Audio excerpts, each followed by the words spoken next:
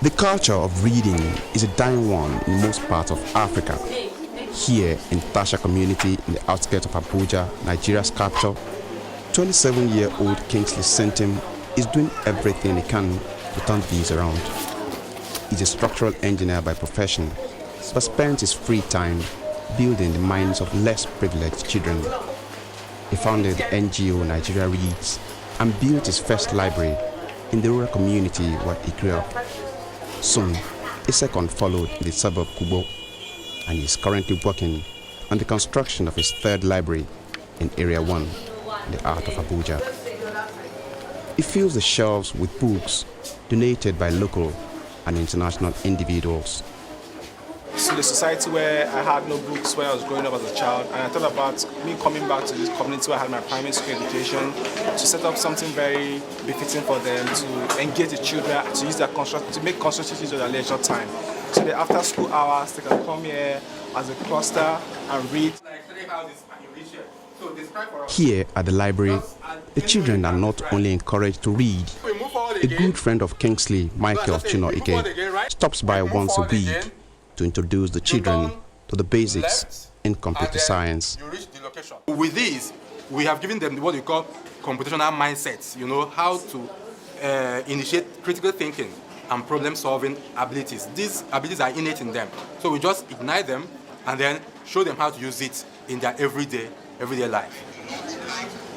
Playing with electronic books, the children learn how technology can help them make things like learning new words in English easier and more fun. First day I came to this library, it was so interesting, so I attend my friends so that they can join me.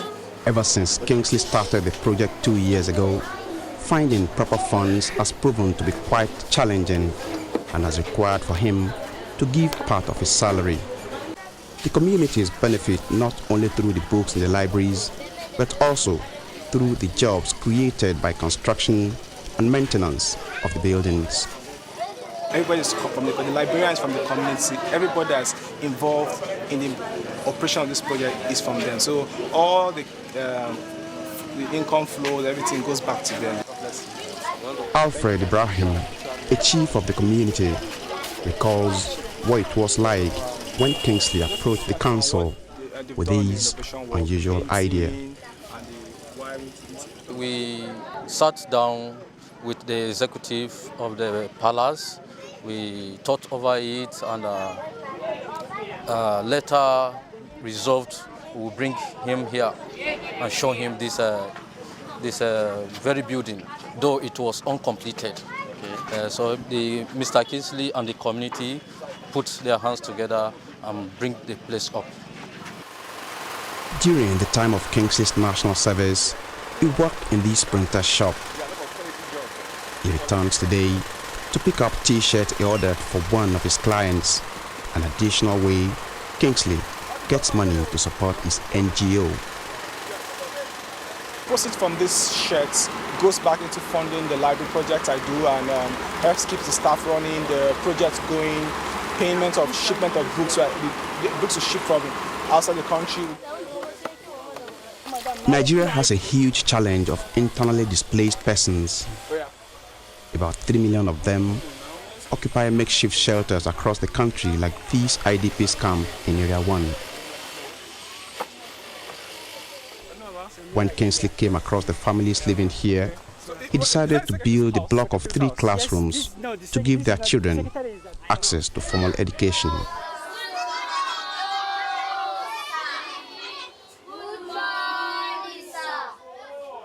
Good morning, children. How are you today?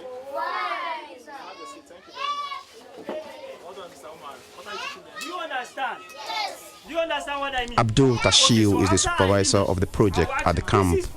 He has been involved in many development projects and has received government recognition for his efforts. I take my time to come to this interdisciplinary camp to promote these children's education. Why? Because if you give the society, the young coming society, that is the children education, you build the society, you build the nation entirely. It is a long road for these children to escape poverty, but The dedication of Kingsley and his volunteers is raising their hopes for a better tomorrow.